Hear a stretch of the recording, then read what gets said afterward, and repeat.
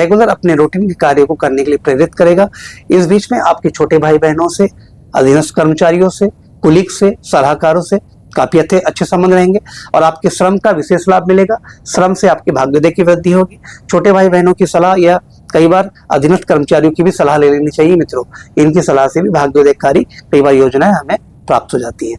तो ये समय कुल मिला के आपके साहस पराक्रम के दृष्टिकोण से, आपके टैलेंट के दृष्टिकोण से, स्किल्स के दृष्टिकोण से, छुटपुट यात्राओं से विशेष प्रकार के लाभ के दृष्टिकोण से, ट्रैवल एजेंसी से जुड़े हुए भाई बंधुओं, मीडिया से जुड़े हुए भाई बंधुओं, यूट्यूबर्स, जो सोशल मीडिया से जुड़े हुए भाई बंधुओं के लिए जो समय है वृषभ राशि के जातकों का अति सुंदर है, अति सौहार्दपूर्ण है, अति उत्तम है, फलदायी है, भाग्योदय कारक है।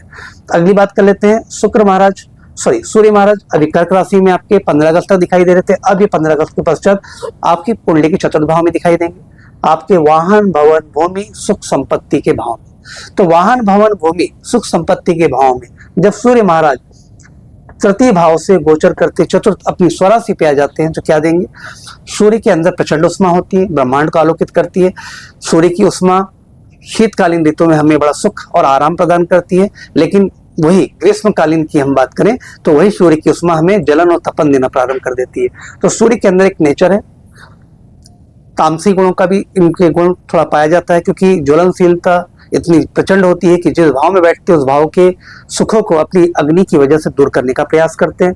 तो कहीं ना कहीं आपके अंदर मानसिक व्याकुलता, मानसिक अशांति, व्यग्रता अवश्य पैदा करने का प्रयास करेंगे। और माता के स्वास्थ्य में भी थोड़ा सा क्या, काफी हद तक मुझे नकारात्मक स्थिति यहाँ पे दिखाई देती है, क्योंकि आप देखेंगे कि केतु महाराज तो पहले से ही वृषभ राशि की कुंडली के चतुर्थ भाव में, सुख भाव में दिखाई देते हैं। तो माता के स्वास्थ्य के लिए विशेष तकलीफदायी समय।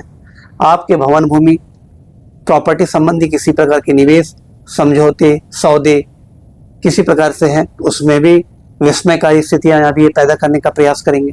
क्योंकि कोई भी डीलिंग यदि आपकी भवन संबंधी हो, प्रॉपर्टी से संबंधी हो, वाहन से संबंधी हो, इन चीजों को ये डिले करने का प्रयास करेंगे। इन चीजों में ग्रहण की स्थिति बना रहे हैं, मतलब इनसे जुड़े हुए कोई भी कार्य आपके लिए फलदायी नहीं होंगे, नुकसानदायी अपितु हो सकते हैं। तो मानसिक स्वास्थ्य की स्थिति का ध्यान रखेंगे। पेट संबंधी रोग उत्पन्न हो सकते हैं, उदर संबंधी रोग, आत्मविश्वास की कमी महसूस कर सकते हैं, मान सम्मान में थोड़ी सी गिरावट की स्थिति महसूस होगी।